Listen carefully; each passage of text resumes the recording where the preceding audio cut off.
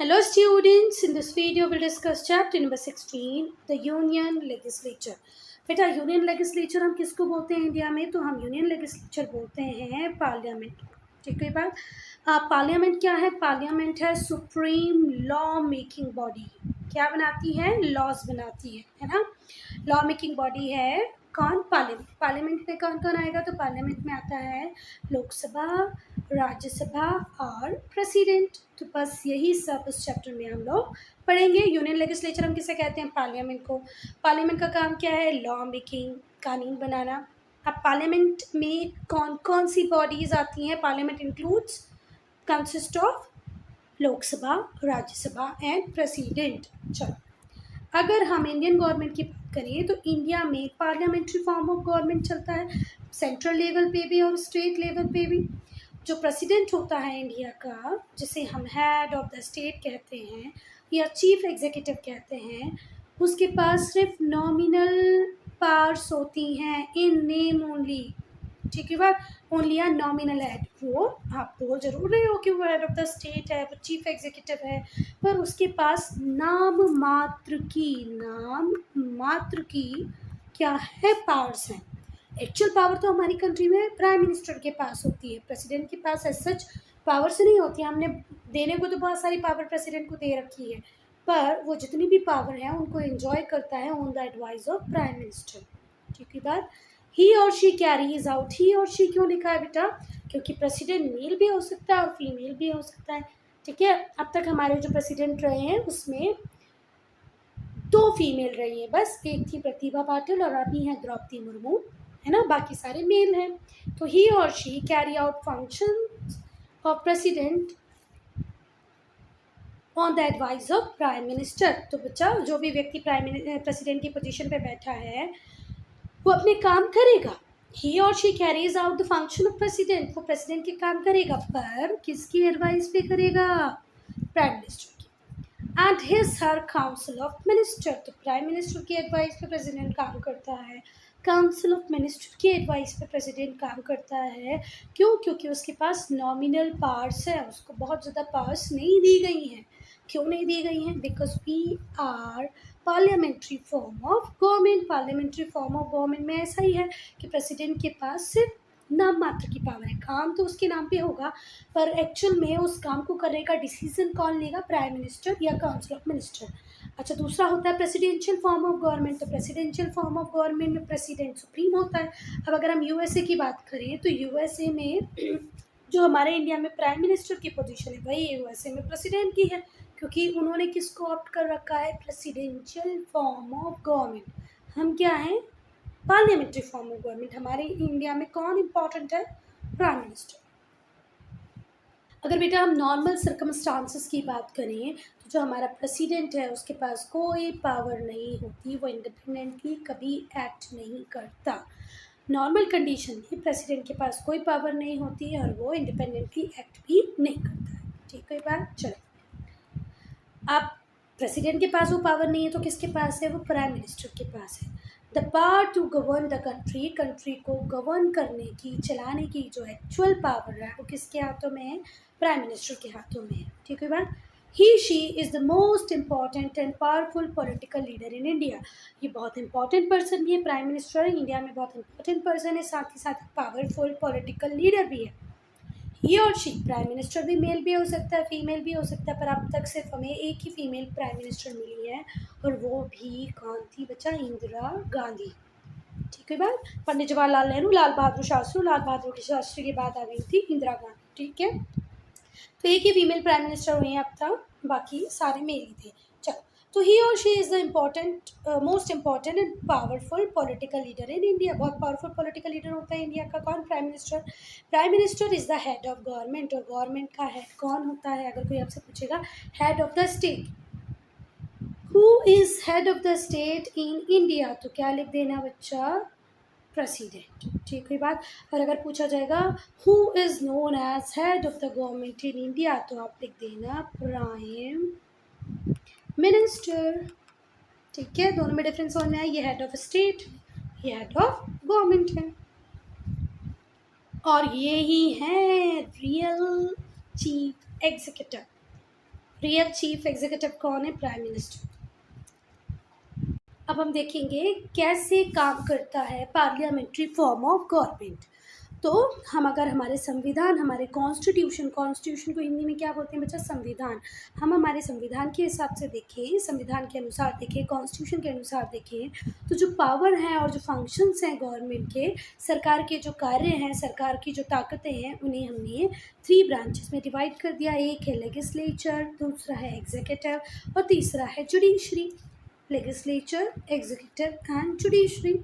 चलो, तो बेटा जितनी भी पावर्स इन तीनों को दी गई हैं, लेजिस्लेचर, एग्जीक्यूटिव और जुडिशरी को, या इनके जो भी फंक्शंस हैं, उन्हें इस तरीके से डिस्ट्रीब्यूट किया गया है, बांटा गया है, इन ब्रांचेस को इस तरीके से ताकत और काम दिए गए हैं कि इनमें एक बैलेंस रहे। ठीक है, इस तरीके से बंटवारा हुआ है कामों का कि इनमें एक बैलेंस बना रहे। ठीक है, चलो, the powers and functions are distributed among these branches in a manner that makes them equally balanced रहेंगे। ठीक है।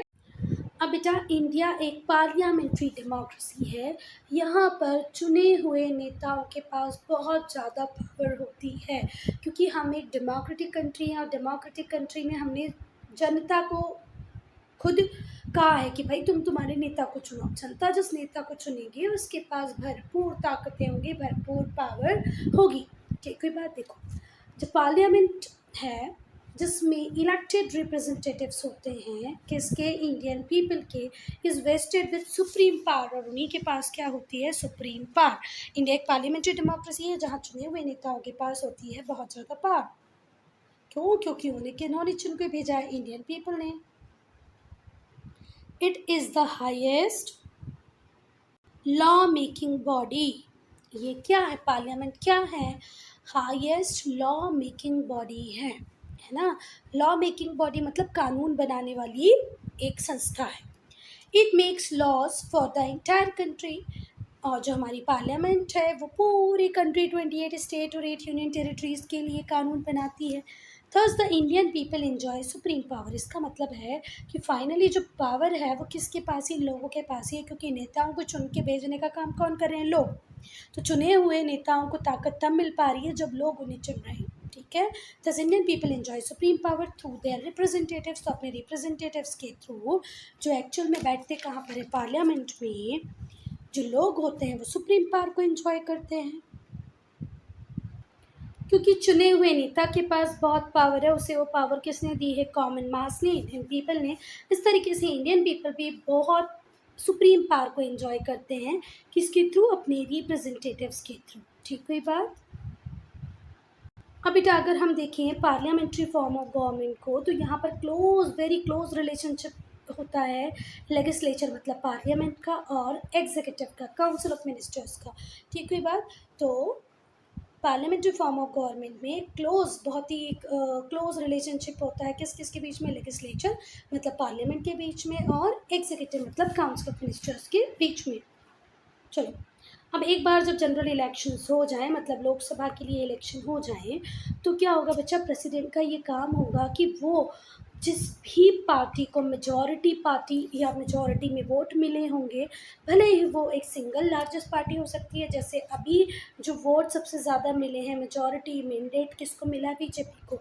तो ऐसे ही ज़रा ध्यान से सुनो, प्रेसिडेंट का काम होता है कि जो सिंगल लार्जेस्ट पार्टी है, जो मेजॉरिटी पार्टी है, उसके लीडर को क्या बना अपॉइंट कर दे? Prime minister.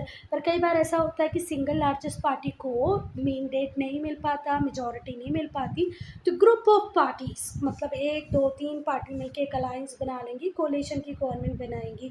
काहे कि गठबंधन की सरकार। अपने पेरेंट्स से, पापा से पूछोगे तो वो आपको ज़रूर बहुत अच्छे से बताएंगे क्या होती है गठबंधन की सरकार। जैसे अभी देखो, हमने देखा कि बीजेपी को भी मेजॉरिटी नहीं मिली, कांग्रेस को भी मेजॉरिटी नहीं मिली, तो कांग्रेस 2 3 4 पार्टीज़ के पास गई और बोली चलो अब हम लोग मिलकर सरकार बनाएंगे। तो ऐसी सरकार को हम क्या बोलते हैं? गठबंधन की सरकार या कोलिशन गवर्नमेंट। तो बेटा ये हमारे प्रेसिडेंट का काम होता है कि वो सिंगल लार्जेस्ट पार्टी जो मेजॉरिटी पार्टी है उसके लीडर को, या अगर कोई लार्जेस्ट पार्टी नहीं रही, सिंगल लार्जेस्ट पार्टी नहीं रही है, तो कोलिशन मतलब जो ग्रुप ऑफ पार्टीज़ है उससे किसको चुन ले? प्राइम मिनिस्टर को चुन ले। अब वो XYZ अक्कड़ बक्कड़ बम्बे वो करके किसी को भी नहीं चुन सकता है, वो किसे ही चुनेगा? लीडर। भले वो कोलिशन पार्टी का लीडर हो या सिंगल लार्जेस्ट पार्टी का लीडर हो। Generally the prime minister chooses his, और हर काउंसिल ऑफ मिनिस्टर, फिर प्राइम मिनिस्टर का काम होता है कि वो अपने काउंसिल ऑफ मिनिस्टर को चुनेगा among the elected member of Lok Sabha. अब देखो ये भी बात है कि प्राइम मिनिस्टर किसी भी XYZ को कहीं से भी उठा के काउंसिल ऑफ मिनिस्टर नहीं बना सकता, वो इलेक्टेड मेंबर्स होने चाहिए लोकसभा के। He she may also choose Rajya Sabha member as minister. तो ऐसा कोई वो नहीं है कंपल्शन कि आपको लोकसभा के मेंबर को चुनना है, आप राज्यसभा के मेंबर को भी चुन सकते हैं as a council of minister. तो बात समझ में आई कि पहले तो लोकसभा के लिए मतलब जनरल इलेक्शन होंगे, जनरल इलेक्शन में जिस पार्टी को मैंडेट मिलेगा उस पार्टी के लीडर को प्रेसिडेंट अपॉइंट कर देगा, क्या, प्राइम मिनिस्टर। पर कई बार ऐसा होता है कि सिंगल पार्टी को मैंडेट नहीं मिलता, तो कोलेशन की गवर्नमेंट बनेगी, गठबंधन की सरकार, उसके जो लीडर होंगे उन्हें वो प्राइम मिनिस्टर अपॉइंट कर देगा। एक बार प्राइम मिनिस्टर अपॉइंट हो गया तो वो चुनेगा अपनी काउंसिल ऑफ मिनिस्टर्स को। अब काउंसिल ऑफ मिनिस्टर वो चुनेगा किस में से, लोकसभा मेंबर्स में से ही। पर कई बार ऐसा भी होता है बच्चा कि प्राइम मिनिस्टर किसी राज्यसभा के मेंबर को भी अपने पोर्टफोलियो मिनिस्ट्री में, मतलब जो काउंसिल ऑफ मिनिस्टर है उसमें शामिल कर सकता है। अब बेटा लोकसभा क्या है, लेजिस्लेचर है, और काउंसिल ऑफ मिनिस्टर्स क्या है, एग्जीक्यूटिव्स हैं। काउंसिल ऑफ मिनिस्टर क्या है, एग्जीक्यूटिव्स हैं।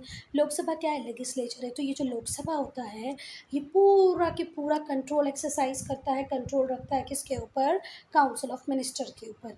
ठीक है बात। और ये जो काउंसिल ऑफ मिनिस्टर होते हैं ये रिस्पॉन्सिबल होते हैं, आंसरेबल होते हैं टू द लोकसभा। किसी भी मिनिस्टर ने कोई भी डिसीजन लिया, भले अच्छा लिया बुरा लिया, सही गया गलत गया, अगर लोकसभा में उससे क्वेश्चन पूछे जाएंगे तो उसे वहाँ पर आंसर देना पड़ेगा कि why he has taken that decision, how much amount they have spent on the scheme, what is the probable benefits of the scheme। तो अगर उससे लोकसभा में कोई क्वेश्चन पूछा जाएगा तो ही और शी हैज़ टू आंसर। ठीक है बात।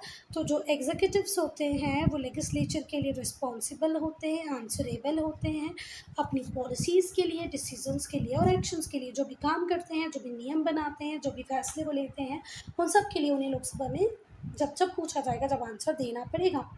This makes the parliament a supreme authority. और इस तरीके से आपका एग्जीक्यूटिव में तो प्राइम मिनिस्टर भी आ गए, एग्जीक्यूटिव में काउंसिल ऑफ मिनिस्टर भी आ गए, इन सब को they have to answer in parliament and in this parliament as supreme authority. और इसी वजह से जो पार्लियामेंट है वो क्या है, सुप्रीम अथॉरिटी है किसमें, सरकार में।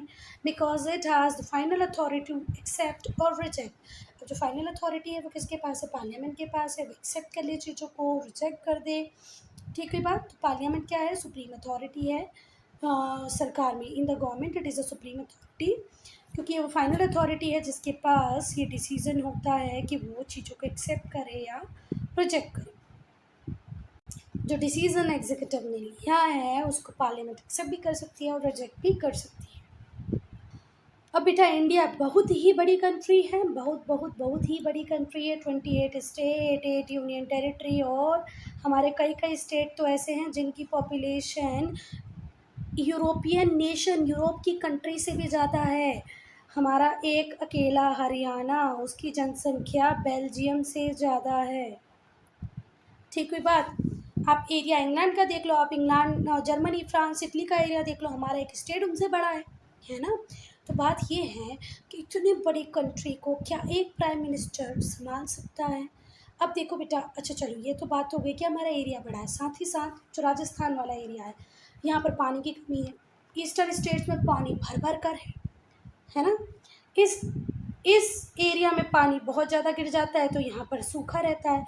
मुंबई में इतना पानी गिरता है कि मुंबई पूरा पूरा बह जाता है, और पूना में पानी नहीं गिरता है। तो भैया इतनी सारी प्रॉब्लम्स को, जो लोकल लेवल पे प्रॉब्लम्स है, क्या कोई एक प्राइम मिनिस्टर सेंटर में बैठ के सॉल्व कर सकता है, संभव ही नहीं है ना, इम्पॉसिबल सा टास्क है। तो अब देखो इंडिया बहुत बड़ी कंट्री है तो ये पॉसिबल नहीं है एक सेंट्रल गवर्नमेंट के लिए, वन सेंट्रल गवर्नमेंट के लिए, कि वो इंडिया के कंट्री के डिफरेंट पार्ट्स में रहते हैं और चाहते हैं कि उनकी सारी नीड्स का ध्यान रखा जाए। तो भाई सेंटर से बैठ के तो ऐसा नहीं ही हो सकता। ठीक है बात। इसीलिए जो कंट्री है उसको डिवाइड कर दिया है डिफरेंट यूनिट्स में, और जो डिफरेंट यूनिट्स हैं उसे हम कहते हैं स्टेट्स। यूपी, बिहार, पंजाब, हरियाणा, मध्य प्रदेश, कर्नाटका, केरला, तमिलनाडु, मिजोरम, मणिपुर, तेलंगाना, आंध्र प्रदेश। ठीक है बात। तो क्योंकि बहुत ही वास्ट कंट्री है इंडिया, सेंट्रल गवर्नमेंट के बस की बात नहीं है कि वो लोकल नीड्स को भी फिलफिल कर पाए। डिफरेंट पार्ट्स में, इंडिया के डिफरेंट पार्ट्स में जो लोग बैठे हैं उनको प्रॉपरली अटेंशन दे पाए, इसीलिए हमने पूरे कंट्री को स्मॉल स्मॉल यूनिट्स में डिवाइड कर दिया है, and that small unit is called state, जिन्हें हम क्या कहते हैं, states. Each state has a state government, और हर स्टेट की बेटा क्या है, स्टेट गवर्नमेंट। राज्य सरकार, सेंट्रल गवर्नमेंट, केंद्र सरकार।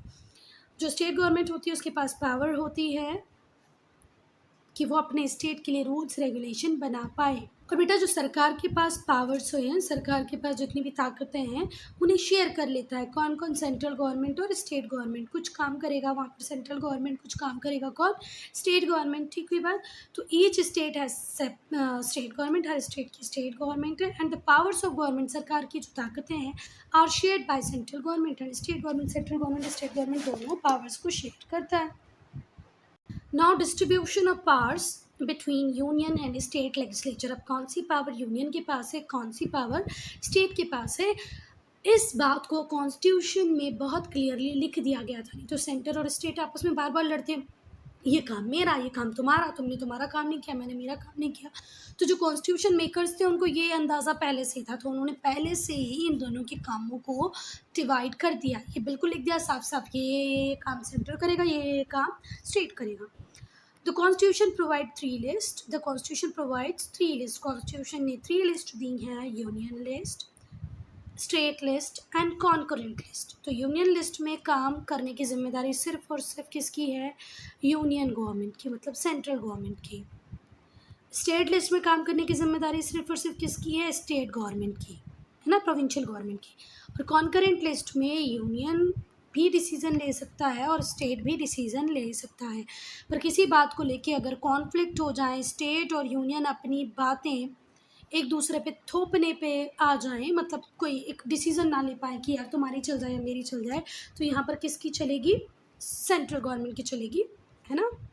स्टेट हमारे कंट्री में उतना पावरफुल नहीं है जितनी कि सेंट्रल गवर्नमेंट। चलो, तो फिर से ध्यान रखना कि कॉन्स्टिट्यूशन ने 3 लिस्ट दी हैं, और ये 3 लिस्ट कॉन्स्टिट्यूशन ने क्यों दे दी थी कि झगड़ा, लड़ाई, कॉन्फ्लिक्ट ना हो सेंट्रल गवर्नमेंट और स्टेट गवर्नमेंट के बीच में कि मेरा काम ये, तेरा काम वो। इसलिए हमने यूनियन लिस्ट, स्टेट लिस्ट और कॉन्करेंट लिस्ट बनाई। यूनियन लिस्ट में काम करेगा कौन, सेंट्रल गवर्नमेंट। स्टेट लिस्ट में किस सब्जेक्ट के ऊपर काम करेगा, स्टेट गवर्नमेंट। और कॉन्करेंट लिस्ट पे ये दोनों अपने अपने डिसीजंस दे सकते हैं, पर इन केस ऑफ कॉन्फ्लिक्ट किसकी बात मानी जाएगी, यूनियन की। चलो, विच divide the subjects for legislation, वो सब्जेक्ट को डिवाइड कर देती हैं तीनों लिस्ट, जिसपे लेगिस्लेशन होगा, कौन सा काम कौन करेगा, सेंट्रल गवर्नमेंट करेगी या स्टेट गवर्नमेंट। ये जो तीनों लिस्ट हैं ये डिवाइड कर देती हैं सब्जेक्ट्स को for legislation between central and state government. अब यूनियन पार्लियामेंट को हम देखेंगे, तो जो लॉ मेकिंग बॉडी है जो सेंट्रल गवर्नमेंट की है उसे हम क्या कहते हैं, parliament. The law making body of the central government is the parliament. अब 1 मार्क में क्वेश्चन पूछ सकता है कि which name is given to the central government law making body, तो what will you write, parliament. The parliament has 2 houses, parliament के 2 houses हैं, लोकसभा जिसे हाउस ऑफ द पीपल भी कहते हैं, और राज्यसभा जिसे काउंसिल ऑफ स्टेट्स भी कहते हैं। अगर कहीं कन्फ्यूजन है तो फिर से सुन लो बेटा कि सेंट्रल गवर्नमेंट की लॉ मेकिंग बॉडी को हम कहते हैं पार्लियामेंट। पार्लियामेंट के 2 हाउस होते हैं, लोकसभा और राज्यसभा। लोकसभा को हम हाउस ऑफ पीपल भी कहते हैं और राज्यसभा को हम काउंसिल ऑफ स्टेट्स भी कहते हैं। Thus it is a bicameral legislature, जहाँ पर 2 हाउसेस होंगे उसे हम क्या कहते हैं, बाईकैमरल लेजिस्लेचर। ठीक है बात। तो इंडिया यूनिकैमरल है कि बाईकैमरल है बच्चा, बाईकैमरल है, क्योंकि यहाँ पर 2 हाउसेस हैं, लोकसभा और राज्यसभा। लोकसभा को हम हाउस ऑफ पीपल कहते हैं, राज्यसभा को काउंसिल ऑफ स्टेट कहते हैं। और जो प्रेसिडेंट है वो भी इंटीग्रल पार्ट है किसका, पार्लियामेंट का। प्रेसिडेंट क्या है, इंटीग्रल पार्ट है किसका? पार्लियामेंट का। देखो, कोई अगर बिल लोकसभा से पास हो जाए और राज्यसभा से भी पास हो जाए, पर जब तक ये लॉ नहीं बन पाएगा, जब तक प्रेसिडेंट उस पे सिग्नेचर नहीं कर देंगे। आई बात समझ में? चल, अब हम लोकसभा को पढ़ेंगे। लोकसभा क्या है? Lower house parliament. कंपोजिशन, जो मैक्सिमम स्ट्रेंथ है लोकसभा की वो कितनी होने वाली है? 552। मैक्सिमम स्ट्रेंथ कितनी होती है लोकसभा की? 552। हाँ, मेरी बात सुनो बच्चा, अब तो हमारी नई पार्लियामेंट बन गई है, तो बहुत ही जल्दी आप लोग देखेंगे कि ये नंबर चेंज हो जाएगा। पर इस ईयर के लिए ये बात ध्यान रखो कि जो मैक्सिमम स्ट्रेंथ है लोकसभा की वो कितनी है? 552 मेंबर। लिख पाएंगे? Maximum strength of Lok Sabha 552 members. अब ये जो मेंबर्स हैं इनमें कितने मेंबर कहाँ से आते हैं वो देखते हैं। तो बच्चा, इंडिया में 28 स्टेट हैं और 28 यूनियन टेरिटरीज़ हैं। कितनी यूनियन टेरिटरीज़ हैं? 8। कितने स्टेट हैं? 28। चलो, तो जो 530 मेंबर्स हैं वो डायरेक्टली इलेक्ट होके आते हैं कहाँ से? डिफरेंट कॉन्स्टिट्यूएंसीज से। ठीक हुई बात? मतलब स्टेट से चुन के आते हैं। और फिर मैक्सिमम जो 20 मेंबर्स हैं वो चुन के कहाँ से आते हैं? यूनियन टेरिटरी से। तो जो 28 स्टेट हैं उससे कितने मेंबर आएंगे? 530। यूनियन टेरिटरीज से कितने आएंगे? 20। टोटल अभी हमने देखे 552 मेंबर। 552 में से 530 कहाँ से आ गए बेटा? कहाँ से चुन के आ गए? स्टेट से। फिर बचे 20 कहाँ से चुन के आ गए? यूनियन टेरिटरीज से। पर ये 2 कहाँ गए? तो ये 2 होते हैं एंग्लो इंडियन कम्युनिटी से बिलोंग करते हैं। ठीक है बात? तो ये तो इलेक्टेड होते हैं, ये 20 भी इलेक्टेड है, ये 530 इलेक्टेड है। पर ये 2 मेंबर्स कैसे हैं? नॉमिनेटेड। इनको नॉमिनेट कौन करता है? प्रेसिडेंट। ये किस कम्युनिटी को बिलोंग करते हैं? Anglo Indian community. अब एंग्लो इंडियन कम्युनिटी क्या होती है बच्चा? जब फादर साइड से, मतलब पिताजी की साइड से, इनके जो पापा होंगे वो यूरोपियन होंगे, भले वो पोर्चुगल हो, फ्रांस हो या ब्रिटिश हो। ठीक है बात? पर मम्मी कैसी होनी चाहिए? इंडियन। बेटा, ये सीट्स का प्रोविज़न हमने इसलिए किया था कि जब अंग्रेज़ भारत छोड़ के जा रहे थे 1947 में, तो बहुत सारी ऐसी औरतें थी जो उस टाइम में प्रेग्नेंट थी, या उन्होंने कहीं ना कहीं ब्रिटिशर्स से, इंग्लिश पीपल से शादी कर ली थी, पर अब वो अंग्रेज़ों के साथ वापस नहीं जाना चाहती थी। तो उन माताओं से हुए बच्चों को क्या कहते हैं? Anglo Indian. बात समझ में आ गई? जो फादर साइड से कौन हो? यूरोपियन हो। तो उसकी मम्मी अगर इंडियन है तो उन्हें हम क्या कहेंगे? Anglo Indian. तो हमने एंग्लो इंडियंस को भी रिप्रेजेंटेशन दिया through the nomination of 2 members. 2 nominated members होंगे एंग्लो इंडियन कम्युनिटी के। पर नरेंद्र मोदी की गवर्नमेंट का कहना है कि 2024 से अब ये जो 2 नॉमिनेटेड मेंबर हैं हम इन्हें ख़त्म करें। क्यों ख़त्म करें बच्चा? 1947 में अगर कोई बच्चा पैदा भी हुआ हो गया तो तुम सोच लो ज़रा, आज 2023 में वो कितने सालों का हो गया होगा? क्या अब उसकी ज़रूरत है हमें कि हम ये एंग्लो इंडियंस के लिए नॉमिनेशंस रखें? बिल्कुल ज़रूरत नहीं है। चलो, तो अब जो 2024 के इलेक्शन होंगे उस इलेक्शन में 2 नॉमिनेटेड मेंबर्स नहीं होंगे। 530 मेंबर आएंगे स्टेट से और 20 मेंबर आएंगे यूनियन टेरिटरीज से। बेसिक क्वालिफिकेशन क्या होता है? अगर आपको लोकसभा का इलेक्शन कॉन्टेस्ट करना है तो आप इंडिया के सिटीजन हो। सपोज़ करो अगर आप सोचते हो कि यार मैं आगे जाके इलेक्शन लड़ूंगा, तो इंडिया में लोकसभा का इलेक्शन लड़ने के लिए आपको क्या होना चाहिए? Indian citizen. आपकी एज कितनी होनी चाहिए? 25 year.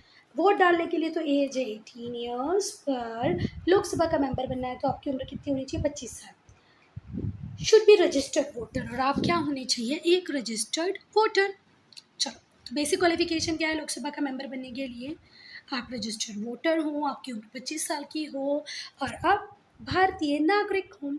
Voting by secret ballot. अब सीक्रेट बैलेट क्या होता है वो ज़रा ध्यान से सुनना। जब हम वोट डालते हैं बच्चा तो हमारे साथ हमारा पड़ोसी भी जाता है। कई बार देखना लेडीज़ें झुंड बना के वोट डालने जाती हैं, जेंट्स झुंड बना के वोट डालने जाते हैं। पर जब आप वोट डालने के लिए अंदर जाओगे तो इस तरीके का बूथ तैयार होगा। आप यहाँ पर अकेले ही होगे, ईवीएम के सामने, इलेक्ट्रॉनिक वोटिंग मशीन के सामने आप अकेले खड़े होंगे। आप जिसको भी वोट डालेंगे वो किसी को पता नहीं चलेगा, उस पड़ोसी को भी पता नहीं चलेगा जो सुबह से आपका इंतज़ार कर रहा था और आपके साथ वोट डालने गया। ठीक है बात? Voting by secret ballot. तो जो इंडियन कॉन्स्टिट्यूशन है वो इलेक्शंस को कराता है, मतलब उसमें लिखा गया है कि इलेक्शंस होंगे सीक्रेट बैलेट से। For the purpose of elections के लिए पूरी कंट्री को हम छोटी छोटी इलेक्टोरल कॉन्स्टिट्यूंसीज़ में डिवाइड कर देते हैं। पूरे भारत को इलेक्शन के लिए हम छोटी छोटी कॉन्स्टिट्यूंसीज़ में क्या कर देते हैं बेटा, डिवाइड कर देते हैं। पर किस बेसिस पे डिवाइड करते हैं? एरिया इनका बेस नहीं होता, इनका बेस होता है पॉपुलेशन। तो कॉन्स्टिट्यूंसी में पॉपुलेशन एक जैसी होगी, भले ही कोई कॉन्स्टिट्यूंसी इतनी बड़ी होगी और कोई कॉन्स्टिट्यूंसी इतनी छोटी होगी, तो हम बोलेंगे ये तो सरासर अन्याय है, ये कॉन्स्टिट्यूंसी इतनी बड़ी है इतनी बड़ी। पर बेटा जब कॉन्स्टिट्यूंसी बनाई जाती है तो बहुत ज़्यादा ध्यान रखा जाता है कि इन दोनों कॉन्स्टिट्यूंसी में पॉपुलेशन बहुत ज़्यादा हो, क्योंकि लैंड एरिया उठ के तो वोट डालने नहीं जा रहे ना, वोट डालने कौन जा रहे हैं? यहाँ के लोग। तो यहाँ पर भी 2 लोग हों तो यहाँ पर भी 2 लोग होने चाहिए। आई बात समझ में? फिर से ध्यान से सुनो। इलेक्शन स्मूथ कंडक्ट कराने के लिए हम पूरे इंडिया को छोटे छोटे पार्ट्स में डिवाइड कर देते हैं। उन छोटे पार्ट्स को हम बोलते हैं इलेक्टोरल कॉन्स्टिट्यूंसीज। और एक बात और ध्यान से समझो कि ये जो इलेक्टोरल कॉन्स्टिट्यूंसीज होती हैं, इनको डिवाइड जब किया जाता है तो किस चीज़ का ध्यान दिया जाता है बताओ? एरिया का कि पॉपुलेशन का? पॉपुलेशन का, क्योंकि बेटा वोट डालने लोग जाएंगे, है ना। चलो, the people in each constituency elect one candidate. और हर कॉन्स्टिट्यूंसी के जो लोग होंगे वो एक कैंडिडेट को चुनेंगे, है ना। choice through a system of secret ballot. The people in each constituency elect one candidate of their choice. अपनी choice के एक candidate को चुनेंगे through secret ballot. The voter's choice is not revealed publicly. और बाहर आके कोई बताता भी नहीं कि मैंने इसको वोट दिया उसको वोट दिया, क्योंकि वोट डालने के बाद आपको बताना नहीं है, आपको रिवील नहीं करना है publicly whom you have chosen. तो जिसकी मैं बात कर रही थी वो ये है। इस तरीके का कैसे तैयार कर दिया जाता है। इसके अंदर ईवीएम मशीन होती है, आप यहाँ पर किसको वोट डाल रहे हो ये इन लोगों को पता नहीं होगा। इन लोगों को क्या, किसी को भी पता नहीं होता, इसी को बोलते हैं सीक्रेट बैलेट। अब देखो ये औरत है, वोट डाल रही है ना। Women casting vote, her vote through an electronic voting machine. Electronic voting machine के थ्रू ये वोट डाल रही है। और इसने किसे वोट डाला है, इसे क्या रखा गया है? सीक्रेट। इट हेल्प्स की वोटर्स चॉइस सीक्रेट। वोटर की चॉइस को सीक्रेट रखने के लिए इस तरीके का बूथ बना दिया जाता है। अब यूनिवर्सल एडल्ट फ्रेंचाइज क्या है बेटा? जब आप आपकी कंट्री में हर व्यक्ति को वोट डालने का राइट दे दो, बस एक एज डिसाइड कर दो, वो एज 21 भी हो सकती है, 18 भी हो सकती है, बस एक एज डिसाइड कर दो और आप बोल दो कि बस आप 20 साल के हो जाएं, 21 साल के हो जाएंगे, 18 साल के हो जाएं, आप वोट डाल सकते हैं। भले ही आपका रिलीजन कोई भी हो, आपका क्लास कोई भी हो, आप रिच हो पुअर हो, आप किसी भी रेस को बिलोंग करते हैं, आप मेल हैं फीमेल हैं, इन बेसिस पे आपसे कोई डिस्क्रिमिनेशन नहीं करेगा। मतलब आप किसकी बात कर रहे हो? Universal adult franchise. Universal adult franchise का मतलब क्या होता है?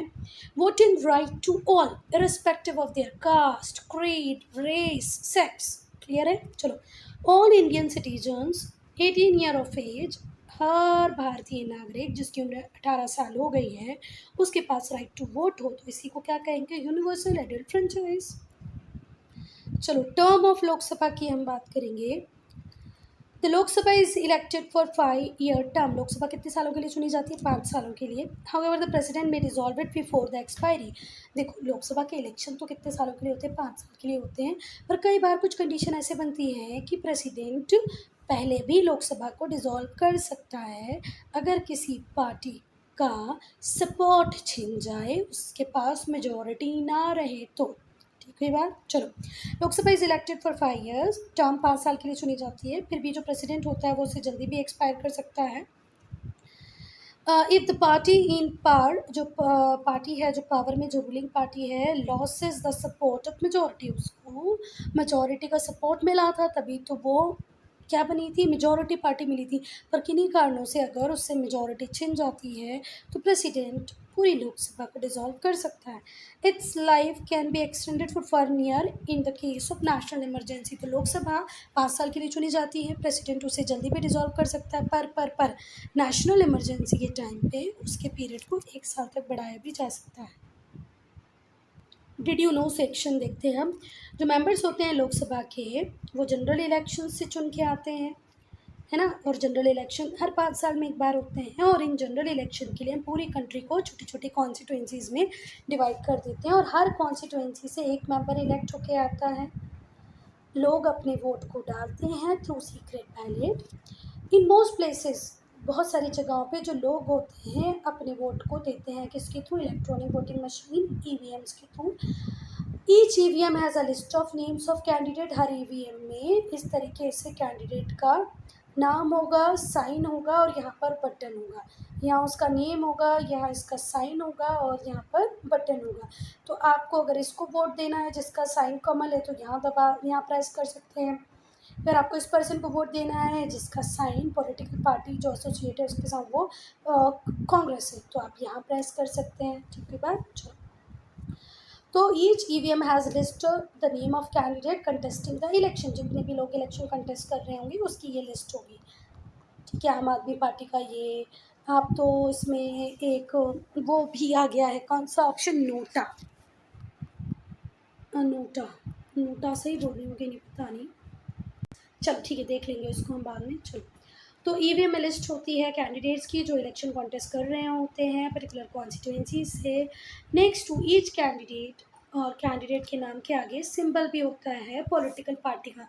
जैसे बीजेपी का होगा तो कमल, कांग्रेस का होगा तो पंजा, हाथ का पंजा, बहुजन समाजवादी पार्टी का होगा तो एलिफेंट, आम आदमी पार्टी की होगी झाड़ू। Voters cast their vote by pressing button next to the name of the chosen candidate. वो जिस भी कैंडिडेट को पसंद करेंगे उसके सामने एक बटन दी हुई होगी, उसको वो प्रेस कर देंगे, दबा देंगे तो वोट उस व्यक्ति को चला जाएगा। Students, I'm ending this video here only. If you have any doubt, any problem, to write in comment section.